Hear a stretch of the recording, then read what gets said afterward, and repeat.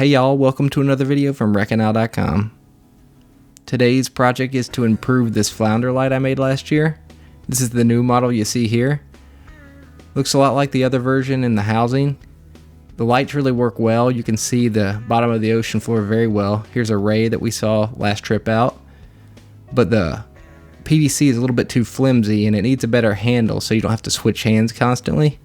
So that's what we're going to try to improve. So these are 3.5 inch sections mitered at 22.5 degrees of square tube. This is scrap I have. You could actually alter this design. The key is that you want 3 faces so you can have 3 lights. You're always going to have to remove the burr, and I'm trying to do this without welding because not everyone can weld aluminum, so I'm going to braze it. I also printed these little housings. Last time I made them out of aluminum. I made these out of ABS with my 3D printer, but if you don't have a 3D printer, you can actually just cut some cutting board. And then I tap them with M4 screws so I can screw the little frame onto each face. The easiest thing is to drill one hole at a time and then screw it in. That way everything lines up perfectly. On the back, I always drill a 1-inch hole. This just makes it easier to wire later.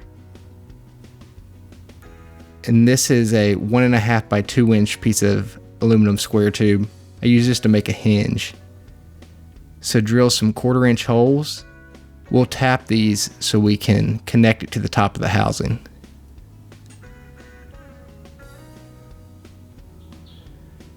And then I just take my bandsaw and I cut the top off and round them, and it makes a little hinge.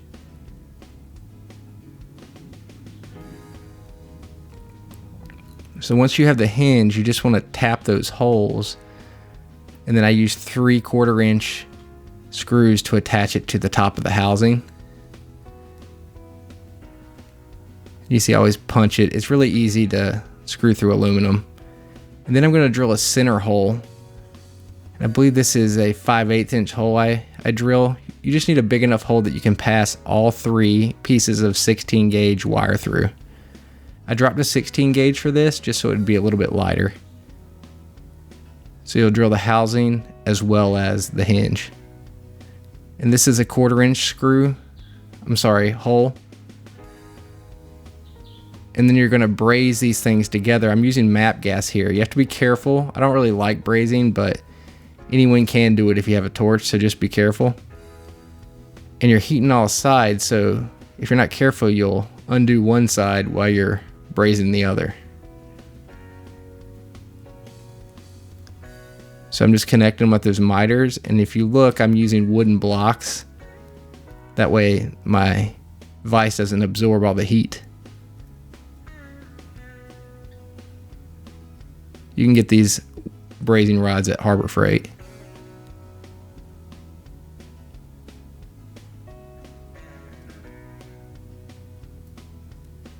So if you work it back and forth, it'll eventually heat up and you can lay it right in there. This is why I beveled it earlier.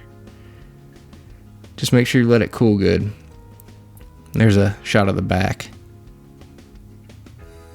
So once you're done, everything should be held together and you'll have 3 faces, 1 for each light.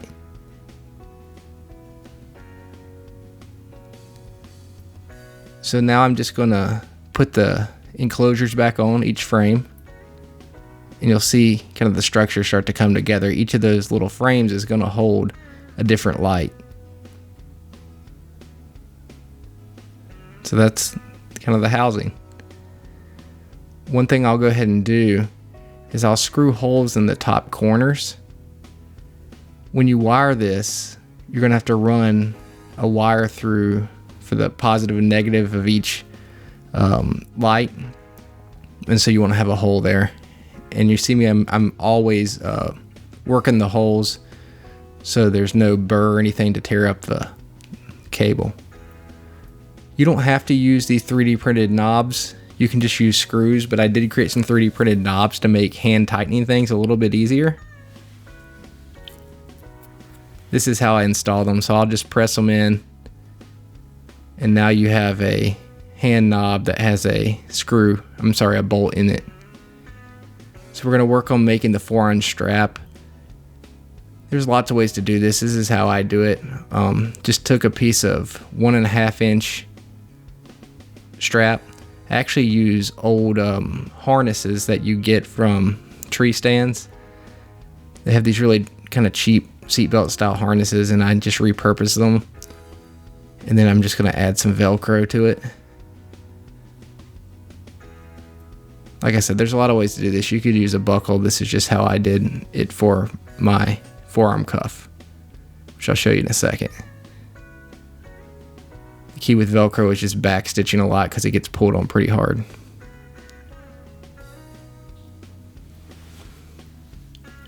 If this looks familiar, it's kind of like a metal detector. That's the idea, is I'll have a cuff that straps onto your forearm, then you'll have a handle rather than just holding the pole. So this is the forearm cuff that I printed. You can also buy one on Amazon. I use a little TPU sleeve so it doesn't slide. Since it's a 7/8 inch pole, it's just a standard size of a metal detector.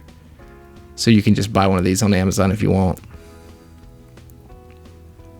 So I use 2.5 inch screws, and then I use these 3D printed knobs. That way I can hand tighten and adjust it on the fly.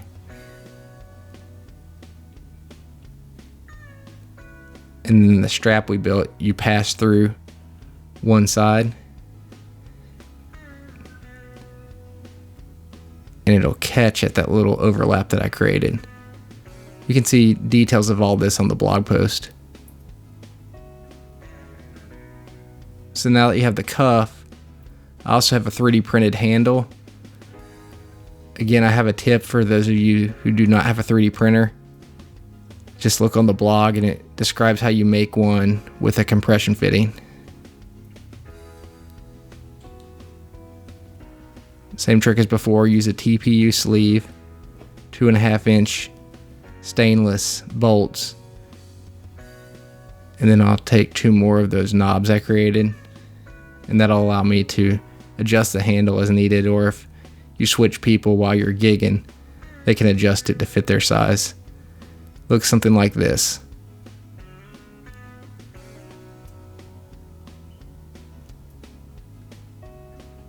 Pretty cool, I think. So to build the conduit box, you'll put this bushing in to reduce it to 3/4 inch PVC.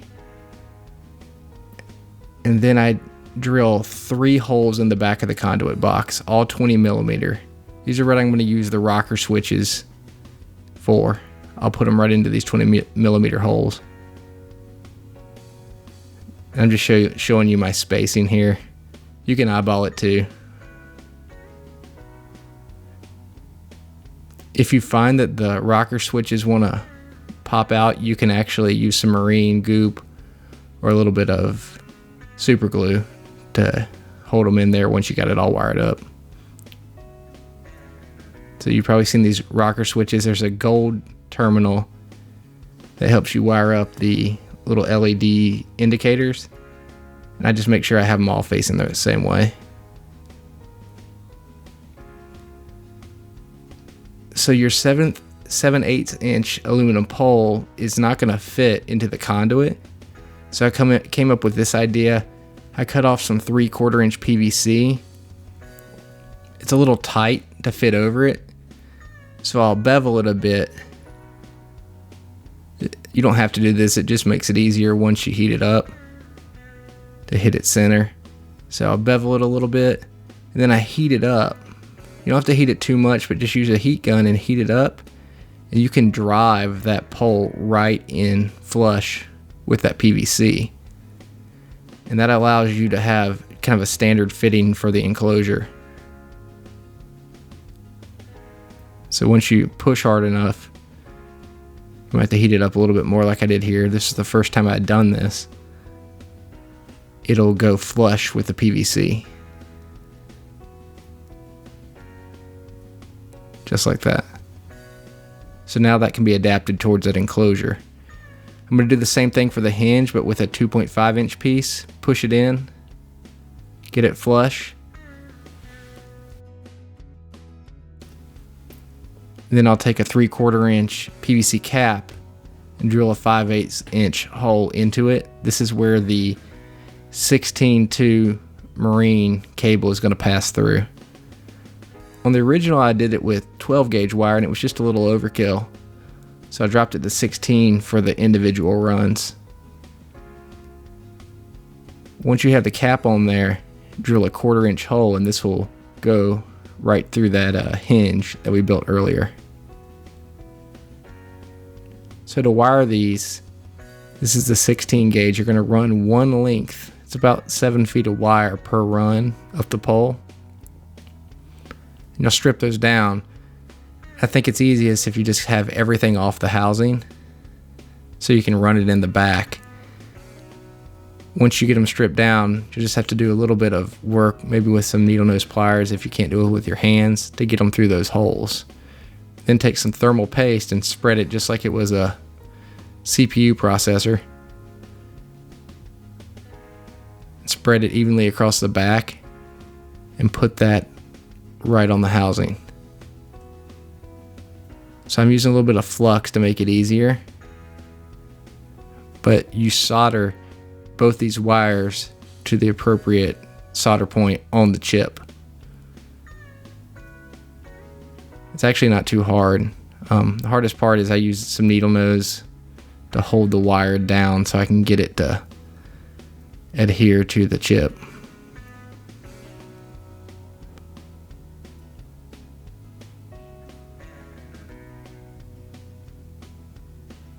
So once that's there, you can test it. I test continuity, but you can also just hook it up to your battery if you have one with some jumpers, just to make sure before you epoxy it, it works. So I got the jumpers on and now I'm going to hit the battery. You just want to make sure it turns on. You don't want to leave them on because they do heat up. The water actually helps cool them. So now that we know they work, we're going to epoxy them in. Just follow the directions. You got to get this stuff mixed up nice and good, otherwise you'll have sticky parts of your epoxy. You can seal the backs of the frame, but I don't. I let it run out the holes, and because of that, I just overfill these. The goal is to have the thinnest layer of epoxy that covers the connections, but you have to overfill it because you will lose some out the back. If you lose too much and the wire is exposed, just add a little bit more, add another layer. And use a heat gun to get the bubbles out. But it's a light, it's not like a dining room table. So if you have a few bubbles, it's not a big deal. You can see the heat gun just makes those bubbles pop.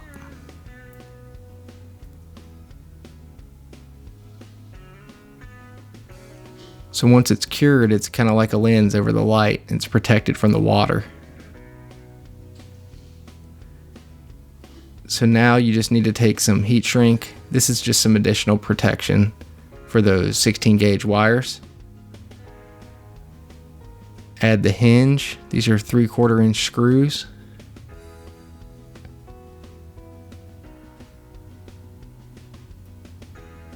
And then you're just going to fish those wires up the pole. It's easiest if you take the conduit enclosure off, but I just attach them to a this is a fiberglass rod. You can use a fish tape, and you'll pull them up into the enclosure. You could probably actually just push them. It's not that far of a run and it's not too hard, but this makes it a little bit easier. So I'm just pulling that rod. What you don't want to do is screw into your wire. So I take something similar size and push it through the hole, and then like screw through as I pull this Allen wrench out. That way I don't mess my wires up. I'm using the hand knob. You could also use a wing nut. That's what I did on the original. These are just more 3D printed parts, but you don't have to use these. So now that you have the enclosure, you can feed the wires up into the enclosure, and we'll wire it next. So the first thing I do is connect the little indicator lights. I just use this jumper that I made. This is 14 gauge wire, I think. It could be 16 gauge, it's not a big deal. Then I'm going to connect the power side to the middle terminal. Check your switches to make sure how they're wired, but I use a Wago so I can connect them all together. You could do it with wire nuts too, it's a lot to fit into the box. And then I'm going to take the negative of everything to one Wago, and then I'll connect the accessory to the bottom terminal, the accessory being the light or the positive of the 16 gauge wire. Just using female spade terminals. This is all 16 gauge wire.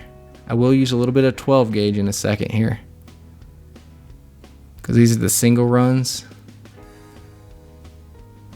So you'll have a Wago with your indicator lights and all of your negatives. You'll have one with your positives. And then I'm using some 12 gauge marine wire because this will have the load of all three of these runs to connect to the battery. So again, just use some female terminals to connect these. I'm sorry, not female spade terminals. You'll go right to the Wagos.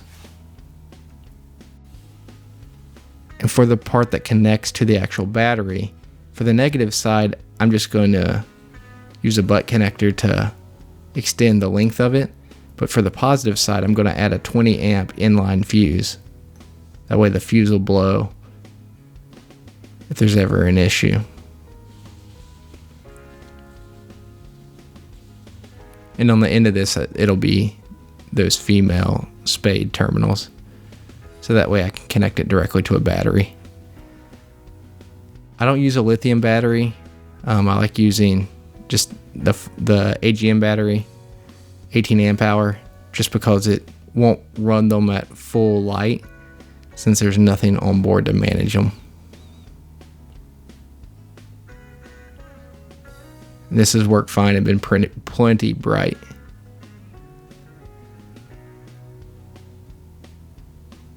So this is a 20 amp fuse that's been sized to the lights that I have. All this is connected and linked in the blog.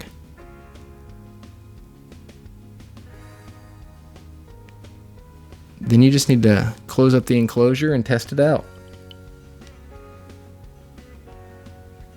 This is the battery I use. I usually put it into a sealed backpack, and that's all there is to it. It's quite an improvement, I think. Hope it helps y'all.